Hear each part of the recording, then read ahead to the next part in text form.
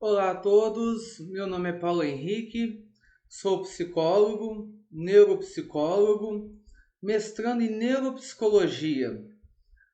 Sou pós-graduado em psicanálise clínica, coordenação pedagógica e filosofia e teoria social. Hoje eu venho trazer para vocês e pós-graduado também em dependência química. É, Atuo na área da dependência química há 15 anos e na área da psicologia clínica há 6 anos. Venho trazer para vocês o tema neuroplasticidade e dependência. Sejam todos muito bem-vindos. Eu quero começar hoje o nosso encontro com uma pergunta provocante. O cérebro que entra na dependência química é o mesmo que sai dela? Ou seja, o nosso cérebro, quando iniciamos o vício, é o mesmo cérebro quando nós encerramos o vício, quando nós entramos em abstinência e abandonamos a droga? Por que eu pergunto isso?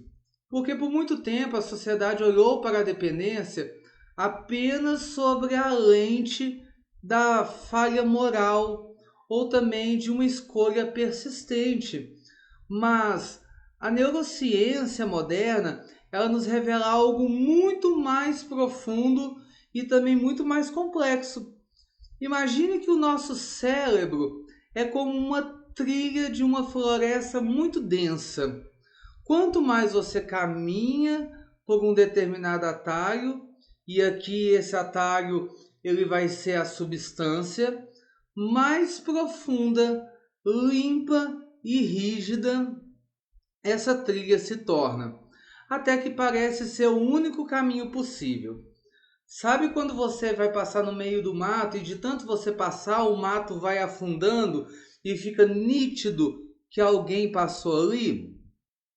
A dependência, na verdade, queridos, ela sequestra o sistema de recompensa, alterando toda a morfologia dos neurônios, a eficácia das sinapses, até chegar ao ponto em que o cérebro ele opera em um estado de sobrevivência distorcido, onde a droga ela passa a ser percebida como algo tão vital, mas tão vital quanto a própria água e até mesmo o oxigênio. Se nós formos olhar por esse ângulo, a situação pode parecer desoladora. Afinal, se o cérebro ele foi assim fisicamente alterado, como poderíamos reverter esse processo? Ou seja, eu estou afirmando a pergunta lá de cima. O cérebro ele sofre modificações diante do início do uso da droga para o final do uso da droga. Ele sofre modificações. E é justamente aqui que entra o coração da nossa aula, a neuroplasticidade. Nós precisamos entender que a neuroplasticidade ela não é algo que acontece apesar do tratamento, ela é o próprio tratamento. A neuroplasticidade não é apenas um método, ela não é apenas uma ferramenta. Quando eu proponho para vocês falar hoje nessa aula sobre neuroplasticidade, eu estou falando para vocês de uma espécie de tratamento. O cérebro humano ela não é uma peça de hardware rígida e imutável, mas sim também um sistema muito dinâmico que se reescreve constantemente em resposta a novos estímulos. Ele se modifica o tempo todo diante de estímulos do ambiente, as situações que nós vivemos, a traumas. Ele se modifica, ele se transforma o tempo todo. Só que essa transformação não é uma transformação mágica. Ela depende de uma série de fatores e não é do dia para a noite.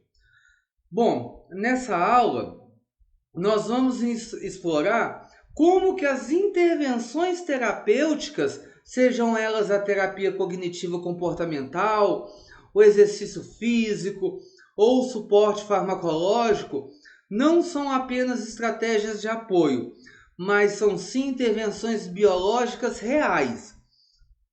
Nós vamos entender como que nós podemos usar os estímulos específicos para promover a poda sináptica de circuitos de fissura e também fortalecer as conexões de controle inibitório no córtex pré-frontal. O nosso objetivo hoje é qual? É mapear a neurobiologia da adição e principalmente os mecanismos de mudança, como a neurogênese e a potencialização de longa duração. Prepare-se, então, para enxergar a recuperação não apenas como um ato de parar de usar uma substância, mas como também uma verdadeira e poderosa remodelação física da mente. E durante toda a aula, nós vamos ver que a neuroplasticidade ela vai ser aplicada não apenas para os casos da dependência química, ela pode ser trabalhada para a dependência emocional, para a dependência de jogos, ela pode ser aplicada em diversas falhas disfuncionais, ela pode ser aplicada em diversas áreas da nossa vida ao qual nós queremos mudar. Vamos começar? A hora é agora. Bom, então para nós começarmos a compreender todo esse processo, vamos passar então agora para o nosso primeiro slide, que vai falar um pouco sobre a neuroplasticidade e a dependência. Esse é o nosso primeiro momento ao qual a gente se dispõe a estar discutindo nessa aula, tá? Bom, para nós compreendermos a recuperação,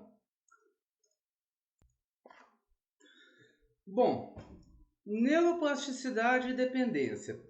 Para nós compreendermos a recuperação, nós precisamos entender o cérebro como um órgão que é essencialmente maleável, tá? O cérebro, ele não é um órgão rígido, como essa xícara. Você aperta, ela não muda o seu formato. Antigamente, eles achavam que o cérebro ele era um órgão rígido. Hoje já se sabe que o cérebro ele é um órgão essencialmente maleável. A neurociência moderna ela rompeu com a ideia de uma estrutura estática, tá? Hoje nós sabemos que o cérebro ele possui uma capacidade extraordinária de se reorganizar, formando novas conexões neurais ao longo de toda a vida, em resposta a cada experiência e aprendizado. O que eu quero dizer com isso? O cérebro ele possui uma estrutura. Imagina o centro de uma cidade. O centro de uma cidade ele é todo organizado com vias, né? Avenidas, ruas, ele é organizado de acordo com o fluxo e com aquilo que precisa ser, mão que vai, mão que volta, cruzamento, correto? Então, ele é organizado. Porém, de acordo com as necessidades viárias, quando é preciso, vai lá a prefeitura e faz uma obra, desvia uma rua que era mão dupla vira mão única, uma via que era mão única vira mão dupla, uma rua que só ia vira uma rua sem saída, coloca-se um quebra-mola. Isso por quê? Acontece isso em resposta às experiências e o aprendizado que aquela rua ou avenida tem tido ao longo dos anos com acidentes, sugestões de passageiros, organização do trânsito, e assim também é o nosso cérebro. Nós nascemos com uma estrutura, aqui dentro tem neurônios que se ligam, fazem sinapses, e essa organização ela se dá devido ao nosso crescimento, à nossa cultura, o meio que nós nascemos, as respostas e os estímulos que nós tivemos durante a vida e por aí vai. Quando nós entramos no meio da dependência química, como o cérebro, essa estrutura, ela já está formada, ele começa a sofrer algumas modificações. Por que ele começa a sofrer algumas modificações? Porque alguns neurotransmissores vão começar a produzir um pouco mais de hormônios, um pouco não, muitos mais hormônios. Alguns que produziam mais vão deixar de ser produzidos. Eu começarei a ter comportamentos diferentes, eu vou ter experiências novas e isso exigirá do meu cérebro respostas diferentes. E para a lei da sobrevivência, o meu cérebro precisa se adaptar àquilo. Então, algumas áreas do meu cérebro vão precisar se desenvolver mais para que eu consiga sobreviver, e outras que eu utilizava mais em outras áreas, em outros momentos, em outros campos, vão deixar de trabalhar mais, porque não vão ser mais necessárias. Não só no campo da dependência química, mas nos relacionamentos amorosos também. Por exemplo, nos relacionamentos abusivos. Quando eu vivo um relacionamento abusivo, acontece isso também. Por exemplo, eu vivia com meu pai e com minha mãe. Eu recebia amor, eu recebia carinho, eu tinha as coisas que eu queria, eu vivia uma vida normal. De repente eu saio de casa. Só o sair de casa já exige do meu cérebro toda uma mudança, toda uma flexibilidade. Por quê? Eu preciso criar mais organização, e aí existe uma área do meu cérebro responsável por organização. Antes, lá em casa, quem organizava tudo eram meus pais. Então essa área da organização ela já não é tão desenvolvida. E aí eu preciso aprender a organizar-se mais. Então isso vai exigir dessa parte do meu cérebro fazer uma musculatura. De repente eu entro num relacionamento abusivo, onde eu vou ser depreciado, aonde eu vou ser rebaixado. E isso vai começar a produzir uma série de hormônios, uma série de sinapses, uma série de neurotransmissores vão começar a se conectar, produzindo um tanto de hormônios negativos dentro de mim, e para a minha lei da sobrevivência, o meu cérebro também vai ter que se adaptar a esse tipo de situação. Ou seja, ele vai sofrer uma neuroplasticidade. No contexto da dependência química, o vício ele vai atuar como um agente de reforma física. Ele remodela o cérebro ao fortalecer agressivamente as vias ligadas ao consumo. Ou seja, todas as vias que são ligadas ao consumo dentro do nosso cérebro vão se fortalecer agressivamente, enquanto enfraquece os circuitos de autocontrole e tomada de decisão. Quando a pessoa faz uso de substância, ele perde o autocontrole, ele perde o poder de tomada de decisão, porque quem começa a dominar isso é a droga. Então essas áreas elas começam a perder autonomia, então elas não são tão usadas mais, ela perde poder e outras áreas começam a ser utilizadas. Isso também em outras áreas da vida da gente. A área de autocontrole, tomada de decisão, estão localizadas nessa parte da frente aqui da nossa cabeça. essa parte aqui da frente da nossa cabeça se chama córtex pré-frontal, tá? Entretanto, é essa mesma plasticidade que eu estou dizendo que nos oferece a base científica para a esperança. Ou seja, essa mesma base científica que modela o cérebro, que enfraquece o córtex pré-frontal e alimenta a parte que não deveria alimentar, é ela que nos fornece esperança. Por quê? A propriedade biológica do nosso corpo que permitiu a instalação da patologia é a mesma que vai viabilizar a reorganização neural positiva. Ou seja, se ela se reorganiza negativamente, ela também pode se reorganizar positivamente. Como, Paulo? Através do tratamento e da exposição a novos estímulos.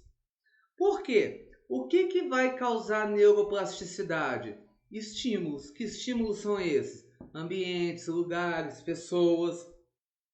Então, o cérebro ele pode criar caminhos alternativos, restaurando as funções que pareciam que estavam perdidas, e assim permitindo que o paciente recupere o controle sobre suas próprias escolhas. Então, isso é possível acontecer. Da mesma forma que vai acontecer a neuroplasticidade para o lado negativo, pode acontecer no sentido da recuperação também. Espero que até aqui vocês tenham entendido. Vamos passar aqui para o próximo slide. Bom, aqui, esse segundo slide, ele recebe o nome do sequestro do prazer. Como que a dependência ela sequestra as vias de recompensa. E isso é muito importante. Esse próximo ponto aqui, ele é fundamental para nós entendermos por que a força de vontade, isoladamente, costuma falhar diante do vício. E aí nós vamos ver muitas coisas assim. Você não para de usar porque você não tem força de vontade. Você não sai desse relacionamento porque você não tem vergonha na cara, porque você gosta. Você não para de fazer isso porque você é malandro. Gente, dependência química, dependência emocional e outros tipos de mazelas que nós vivemos na vida não é falta de vergonha na cara, não é falta de força de vontade. Não é. É simplesmente um processo neuropsicológico, biológico de sequestro de prazer. Por quê? Porque foi modificado neurobiologicamente dentro de nós uma série de situações de hormônios. O nosso cérebro, com o tempo, foi sofrendo neuroplasticidade ao ponto que só querer não basta. Quem dera se só querer bastasse alguma coisa. Para o cérebro, a dopamina ela é uma moeda de sobrevivência. Ela é o neurotransmissor que sinaliza prazer e motivação, garantindo que nós possamos buscar comida, segurança e também reprodução. O problema central reside no quê? No estímulo artificial versus o natural.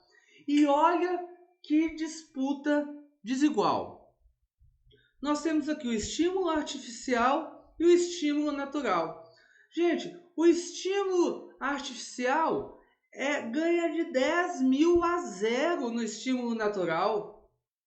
O prazer e a liberação de dopamina que o estímulo artificial, que é a droga, ou outros tipos de circunstâncias, oferecem na liberação de dopamina é muito maior do que o estímulo natural.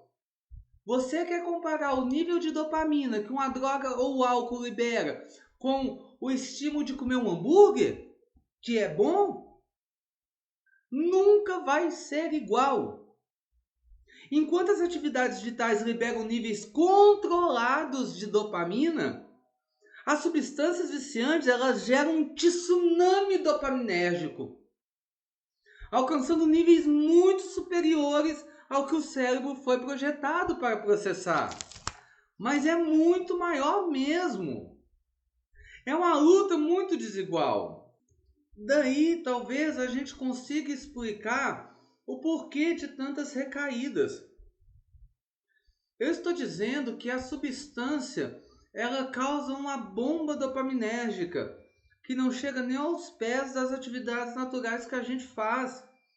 Porém, quando nós saímos de um processo de recuperação, o cérebro da gente ainda cobra aquela quantidade de dopamina. Só que nós temos uma mania de sair de um processo de recuperação e ficar parado dentro de casa. Chega uma hora que o cérebro ele quer aquela quantidade de prazer. Só que a gente está sem fazer nada. Logo, o que o cérebro vai pedir? Droga. Ele vai pedir aquela bomba dopaminérgica que uma comida boa não vai adiantar, uma corrida não vai adiantar, um bom sexo não vai adiantar. Por quê? É muita dopamina que a substância ela produz. Então, nós temos que aprender a lidar com isso. E mais para frente aqui eu vou falar sobre isso. Porque se a gente for tomar como base o que a substância artificial ela causa e ela provoca na questão de liberação de dopamina e comparar com o que a gente faz na questão também de liberação de dopamina, se a gente pegar só como base isso, eu posso pegar minhas coisinhas, sair andando, porque nunca vai ter recuperação, tá? Então nós temos que prestar muita atenção nisso. Por isso um plano de prevenção à recaída ele precisa ser bem feito. E nisso precisa visualizar atividades físicas, atividades prazerosas, atividades que preencham a sua cabeça, para que a cada hora do seu dia você tenha quantidades boas de dopamina sendo liberadas para compensar aquela bomba dopaminérgica que era liberada quando você fazia o uso da substância. Passando então agora para o próximo slide,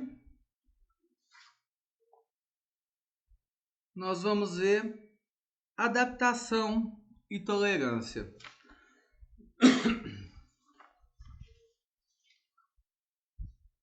Meus amigos, para esse slide, o foco que eu quero que vocês entendam é que a biologia, existe uma biologia por trás da frustração do paciente, tá? Que é o quê? O momento em que o prazer desaparece e sobra apenas a necessidade química. É o que eu quero que vocês entendam. Avançando em nossa análise, nós precisamos compreender o quê? Como o cérebro ele tenta se proteger desse bombardeio dopaminérgico através de um mecanismo chamado down regulation. O que acontece? O cérebro reconhece que essa bomba de dopamina pode fazer mal para ele, tá bom? Como os estímulos são muito grandes, são excessivos, o cérebro entende que aquela grande liberação de dopamina é tóxica, tá? Então, o neurônio, ele cria um sistema de defesa. Como que chama esse sistema de defesa? Down regulation. O que é o down regulation? É quando o sistema é exposto a estímulos artificiais excessivos. E aí o que acontece? Os neurônios ativam um sistema de defesa biológico. Qual sistema que é esse? Eles reduzem drasticamente a quantidade de receptores de dopamina nas suas membranas. Ou seja, ele para de produzir aquela quantidade de dopamina que estava produzindo. Ou eles param de produzir, ou eles vão fazer uma outra coisa, tá? Ou eles param de produzir, ou eles fazem uma outra coisa. Qual coisa que eles vão fazer? Eles vão reter dopamina, tá? É como se o cérebro abaixasse o volume para evitar uma sobrecarga. E ele faz isso porque pode causar danos celulares irreversíveis pela superestimulação constante. Essa adaptação que o cérebro faz, embora protetora do ponto de vista celular, ela traz uma consequência clínica severa, tá?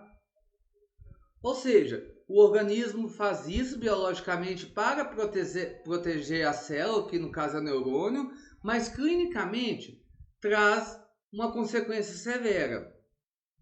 Qual consequência que isso traz? É a redução da sensibilidade aos prazeres da vida. Por quê? Porque a dopamina é o que traz prazer. Quando eu como uma comida gostosa, eu sinto prazer. Quando eu dou um abraço e me sinto confortável, me dá prazer. Quando eu faço alguma coisa e me dá prazer. Com menos receptores disponíveis, porque o cérebro vai reduzir esses receptores, o indivíduo ele entra em estado de hipofunção. Ou seja, é onde a quantidade anterior da substância e certamente qualquer estímulo natural já não produz o efeito desejado. Por quê? Porque eu já não produzo mais a mesma quantidade de dopamina. Por quê? Porque devido à grande liberação excessiva de dopamina, chamada bomba dopaminérgica, as minhas células de neurônio, o cérebro fez com que a célula parasse de produzir, diminuir os receptores para evitar um prejuízo de percas de células. É aqui que nasce o quê? Aquilo que a gente chama de tolerância. Por isso que você já ouviu falar essa palavra tolerância. Eu tenho que beber maiores quantidades para alcançar os desejos e o prazer que eu tinha quando eu usava tanto. Se antes eu tomava 2 e já ficava satisfeito, hoje eu tenho que tomar 4 para alcançar o prazer de 2. Por quê? Porque o meu corpo se adaptou? Não. Seu corpo não se adaptou. Na verdade, o seu sistema nervoso, o seu sistema neurocerebral começou a disparar tanta dopamina, que o seu cérebro, para sobreviver, cortou, diminuiu a produção de dopamina, deixando alguns neurônios de férias, vamos dizer assim, alguns receptores de férias, produzindo menos dopamina, para que não houvesse morte cerebral de algumas células. Com isso, você produz menos dopamina. Por isso que a mesma quantidade de substância não produz o mesmo efeito. Aí você acha que você tem que usar mais. Daí surge o termo tolerância. É daí que surge. O paciente, então, ele passa a buscar doses cada vez maiores e mais frequentes. Não mais para sentir euforia, mas apenas para tentar silenciar o desconforto de um sistema de recompensa que se tornou insensível e desregulado. Ele não quer mais ficar eufórico. Ele quer agora acabar com aquele desconforto. Por quê? Porque a sensação agora não é mais de euforia. A sensação agora é que está incomodado. Por quê? Porque ele está bebendo e ele já não está mais acostumando. Ai, está incômodo, eu estou bebendo, eu quero mais, eu estou incomodado, eu estou usando droga e eu quero mais porque já não está a mesma coisa. Por quê? Porque criou-se assim então o sistema de tolerância. O organismo se adaptou e agora eu quero tolerância. Daí eu preciso de mais doses para ver se produz mais dopamina. Esse é o sistema de adaptação e tolerância, que começou tudo através de um processo chamado down regulation. Entendido até aqui? Acredito que sim, né? Espero que a gente possa continuar. E qualquer dúvida, gente, depois nos vídeos, vocês podem deixar comentários, entrar em contato conosco, que à medida do possível nós vamos respondendo. Eu acho que nesse ponto aqui nós já podemos passar para o próximo slide, né? Eu acho que ficou bem entendido. O próximo slide vai falar exatamente da abstinência. O cérebro na abstinência.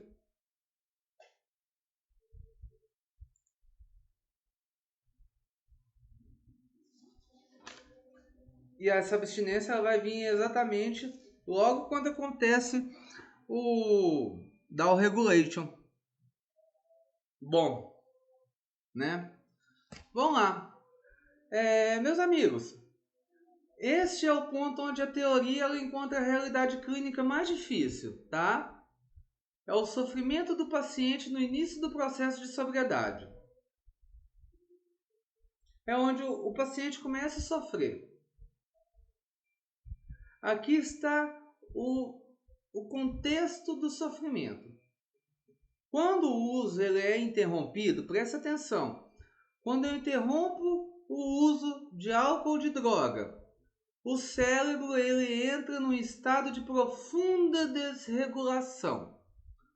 O desafio central dessa fase é o que nós chamamos de anedonia, que é a incapacidade biológica de sentir prazer em atividades comuns. Tá? Parei de usar droga. Eu entro em estado de anedonia. Eu não consigo sentir prazer em nada. Em nada.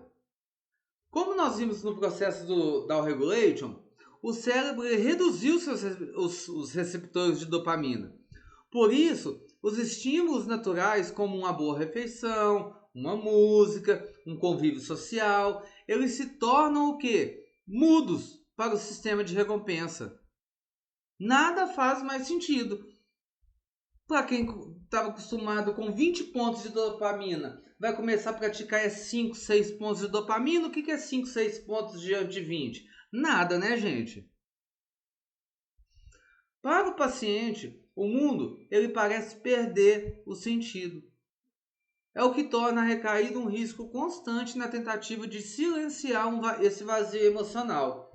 Por isso que eu falava lá atrás que o nível de recaída muitas das vezes é alto por causa disso. A pessoa ela sai de um tratamento e acha que vai ficar dentro de casa. Aí tem aquelas alternativas. Olha, eu vou sair de um tratamento, eu vou ficar só dentro de casa. Eu vou sair de um tratamento, não vou fazer isso, não vou me arriscar a isso. Tá tudo errado. A pessoa ela tem que ter um plano de prevenção à recaída muito bem estruturado. E ela tem que ter um plano de prevenção à recaída audacioso, porque ele vai precisar de produção de dopamina. Para quê, Paulo? Para substituir aquela produção de bomba dopaminérgica que ele tinha quando ele estava lá no uso. Isso é para o jogo. Gente, já percebeu as pessoas que são viciadas em jogo? A bomba de dopamina que deve ser quando ele está lá naquela... Ai, o tigrinho, vai agora, vai agora, vai agora. E quando ganha... Nossa senhora, deve ser muito grande. Vai comparar isso com um prato de comida? Não tem nem lógica. Isso não tem lógica. De repente ele vai para um tratamento, volta, vai ver televisão. Vai fazer o quê? Vai jogar paciência? O organismo, Paulo, mas ele tem que se adaptar. Não, ninguém tem que se adaptar. As coisas acontecem gradativamente. Ele pode até se adaptar, mas o organismo e a neuroplasticidade não acontece do dia para a noite. Não acontece do dia para a noite. Para o paciente ali, o mundo parece perder o colorido, ele parece perder o sentido. É o que torna o risco da recaída muito evidente. Olha, somado a isso, nós temos ainda o quê? O córtex pré-frontal gravemente enfraquecido. Foi anos, meses, dias de droga, de jogo, de relacionamento emocional fracassado, de vários tipos de situações que enfraqueceu o córtex pré-frontal, que é a área do cérebro responsável por tomada de decisão e equilíbrio. A dependência ela comprometeu a região que atua como freio. A região que fala assim, para, não faz, não é desse jeito. Então, como o sistema executivo debilitado, a pessoa ela vai enfrentar uma impulsividade exacerbada e uma incapacidade biológica de avaliar consequências a longo prazo. Olha para você ver a situação da pessoa quando ela está saindo, entrando em abstinência. Bomba dopaminérgica cortada. Produção de dopamina ainda baixa. Córtex pré-frontal debilitado. Ou seja, o freio ainda não está funcionando. Com isso, avaliar consequências ainda é quase que zero. Ou seja, na prática, o indivíduo está tentando lutar contra impulsos poderosos, usando um equipamento de decisão que está momentaneamente avariado. Gente, compreender que esses desafios não são falta de vontade, nem falta de vergonha na cara, mas sim são déficits neurobiológicos temporários. É o que permite ao clínico estruturar um apoio que protege o paciente até que a neuroplasticidade comece a estruturar um apoio que proteja o paciente até que a neuroplasticidade comece a restaurar esse equilíbrio. Por isso que a neuroplasticidade é um trabalho. Até que o cérebro daquela pessoa volte, né, a produzir dopamina nas quantidades certas, até que o córtex pré-frontal volte a funcionar da forma que precisa funcionar. Espero que esteja assim, fluindo e vocês possam estar entendendo muito bem como funciona o cérebro no contexto da dependência química, e você pode puxar tudo isso para as outras áreas da sua vida também.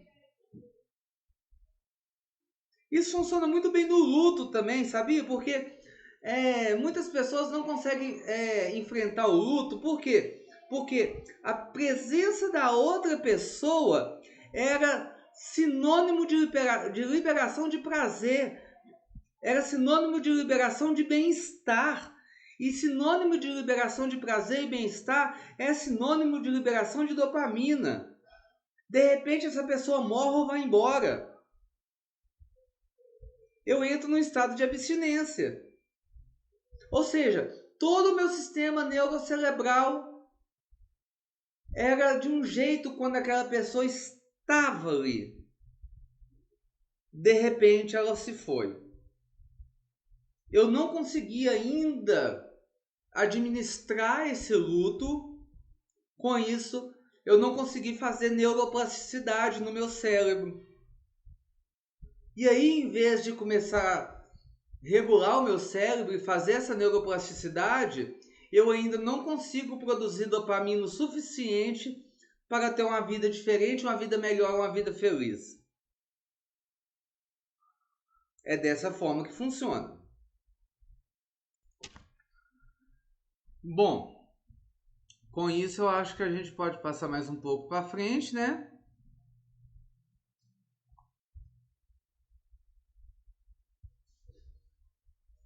E falar um pouco de recuperação e novos caminhos que existe. Bom, gente, essa resposta desproporcional, né? Ela altera a hierarquia de prioridades do indivíduo, tá? Através da plasticidade sináptica, o que é fazer sinapse? Um neurônio encontra com o outro, tá? E quando eles encontram, eles fazem sinapse, tá? E ali a sinapse é a ligação de um com o outro, é onde é produzido os neurotransmissores, no caso a dopamina e outros. Através da plasticidade sináptica, o cérebro ele interpreta que aquele estímulo artificial, no caso da droga, é a prioridade máxima para a sobrevivência. Quando a pessoa está na droga, é isso. Ou seja, a prioridade máxima para a sobrevivência é aquilo. Por isso que vem o desejo de usar. Com o uso repetido, ocorre um fortalecimento das vias. Ou seja, eu vou repetindo, e aí as vias elas vão sendo reforçadas. As conexões neurais ligadas ao consumo, ou seja, as conexões neurais que são responsáveis pelo consumo, elas se tornam super rodovias biológicas. O comportamento ele deixa de ser uma escolha consciente e passa a ser o quê? Um automatismo neural. Onde o sistema de recompensa sequestrada ele passa a ignorar os estímulos naturais em favor da substância, consolidando assim o ciclo da dependência química. Ou seja, dentro do termo dependência química, os estímulos eles são tão constantes, que na região cerebral, aonde acontece todo o contexto da dependência química, os estímulos são tão fortes que acontece um fortalecimento dessas vias, que as conexões elas acabam sendo automatizadas. Já acontece sem precisar acontecer. Não precisa de um estímulo, ela já acontece. Ela já acontece, ao ponto que aquilo que é natural já não faz sentido. É onde se gera a dependência química, tá? Então, a gente precisa prestar atenção nessa situação, tá? Porque ela já é mais complexa.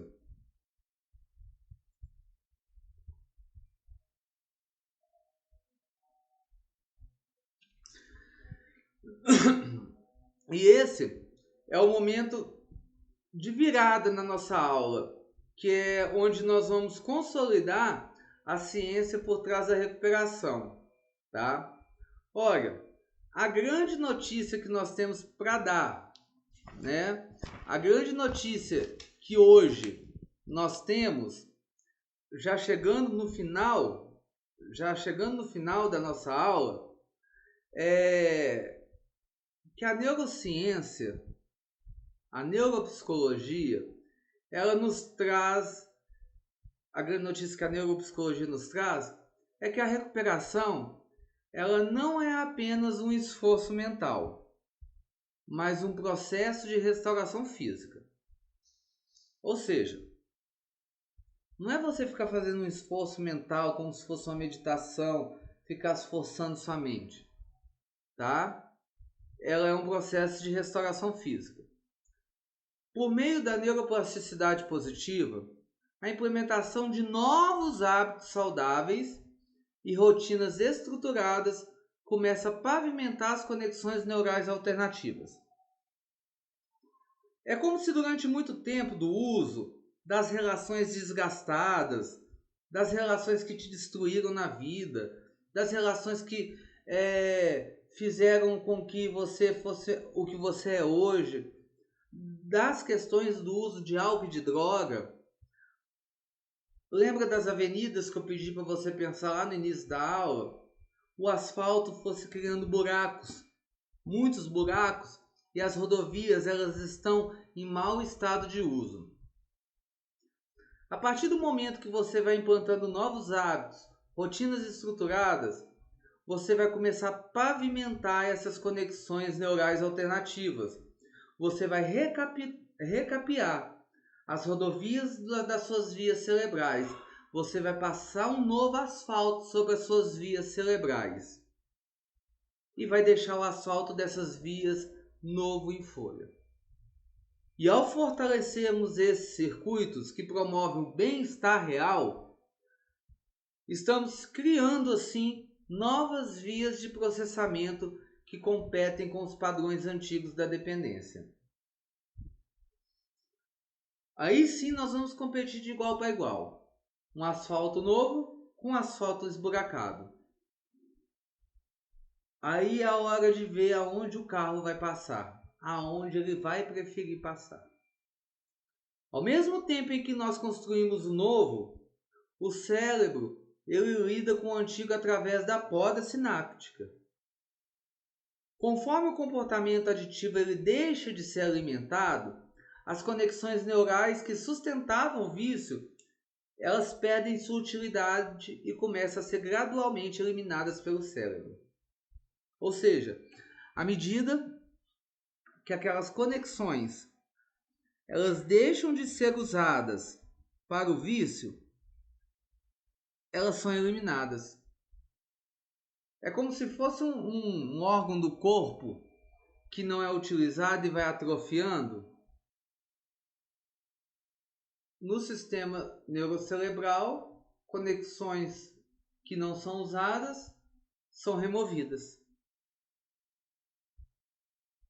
E vem à tona as conexões que começam a ser usadas. Entenderam? Esse é o princípio biológico de que o que não é usado é descartado. Dentro do corpo humano é assim. Biologicamente falando é assim. O que não é usado é descartado. Como você ao tempo vai começando a criar novos hábitos, rotinas novas, estruturadas, aos poucos. Sendo assim, se aquelas conexões vão sendo descartadas, automaticamente você não vai precisar de altas doses de dopamina. Por fim, nós precisamos falar sobre o tempo de restauração. O equilíbrio químico ele não volta em dias, tá, gente? Mas volta. Estudos de neuroimagem demonstram que a densidade de receptores de dopamina começa a apresentar uma recuperação significativa após meses de abstinência sustentada. Tá? Isso prova que o cérebro ele tem uma resiliência biológica impressionante e que a esperança na sobriedade está fundamentada em dados concretos, tá? Com o tempo e o estímulo correto. Ou seja, não é o que o Paulo acha, isso é dado científico. O órgão ele recupera a sua capacidade de sentir prazer na vida e de exercer o livre-arbítrio. Porém, presta atenção, quando se fala desse tempo, se estima de 6 a 18 meses, tá, gente? De 6 a 18 meses. Isso é importante nós sabermos. É importante nós termos em vista.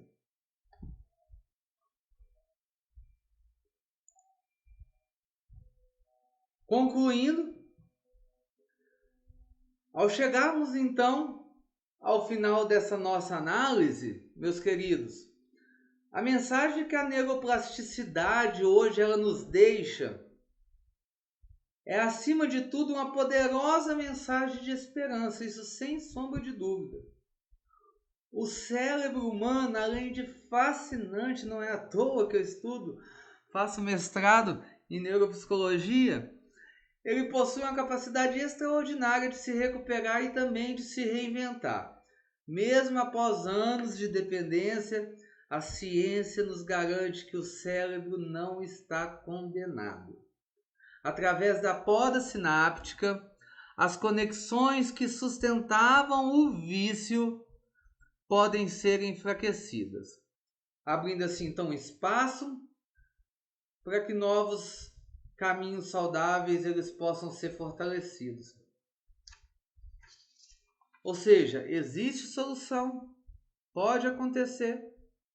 A recuperação, portanto, meus amigos, ela não é apenas um conceito abstrato ou um desejo emocional. Ela é biologicamente fundamentada, com o tratamento adequado, o suporte social e a persistência também do paciente. E não podemos esquecer do equilíbrio neuroquímico que é restaurado e o córtex pré-frontal retomando a sua função de controle executivo e a capacidade de sentir prazer em tudo, nas experiências naturais da vida, que vai sendo retomada gradualmente. O que nós precisamos fixar hoje é que o cérebro que aprendeu a dependência, ele pode, com o tempo e dedicação de cada um, aprender também a liberdade. Ele pode também aprender a liberdade. Aquele cérebro que um dia se escravizou, ele pode também aprender a liberdade. Bom, isso é um pouco da neuroplasticidade no tratamento da dependência química. Espero que tenham gostado. Em breve viremos com mais assuntos, com mais temas interessantes como esse, que você possa ter gostado, que você possa ter aproveitado. Qualquer dúvida, manda para a gente um comentário, manda um WhatsApp, manda uma sugestão de tema, que nós vamos estar aqui prontos para estar te atendendo. Muito obrigado, que Deus abençoe. Nós vamos encerrando por aqui. Até mais.